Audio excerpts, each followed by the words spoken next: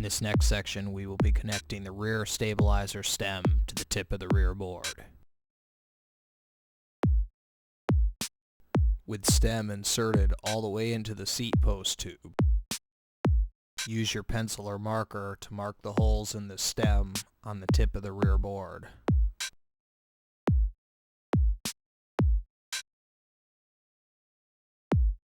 Then, stand frame out of the way and position a drilling block under the tip of the rear board.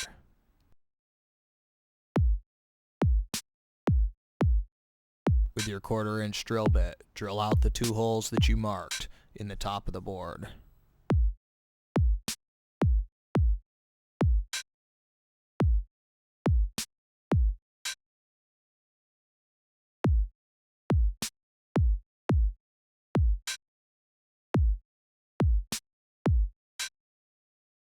After you've got the top holes drilled, flip the bike over and change to a 3/4 inch drill bit.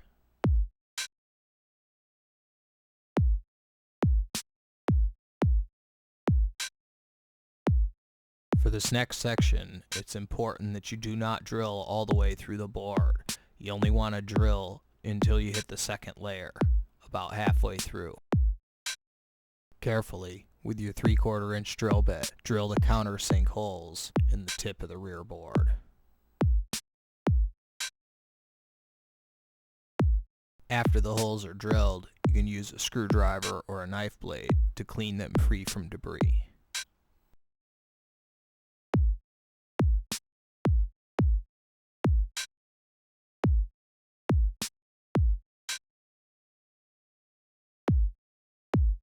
Next, carefully hammer the 2 T-nut fasteners into the bottom of the rear board tip.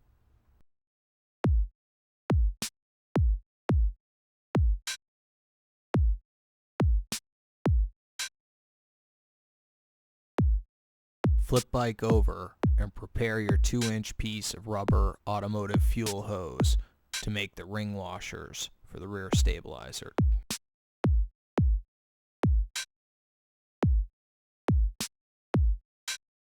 Mark the hose and cut 2 ring washers to the appropriate size, about a 1/4 inch or so.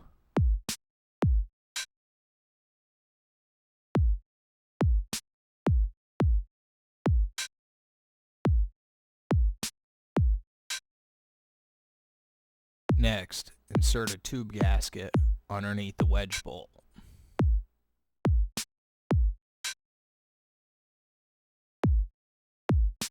Next, put washers onto the stem bolts and insert them into the holes of the stem. Then, install a rubber ring washer over each bolt in between the stem and the board.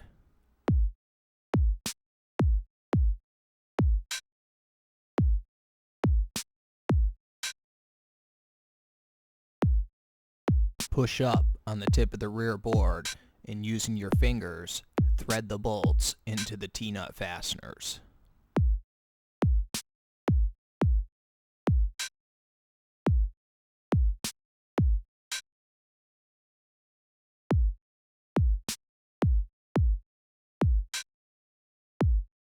Carefully tighten the stem bolts with your wrench until the T-nut fasteners dig in.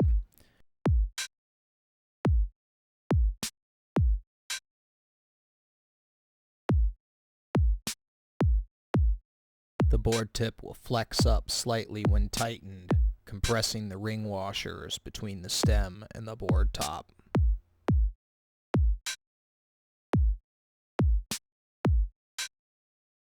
When you're finished, check to make sure that the boards are still level and on the same plane. When fully tightened, the rear board tip should flex slightly from side to side, thus aiding in the bike's ability to carve.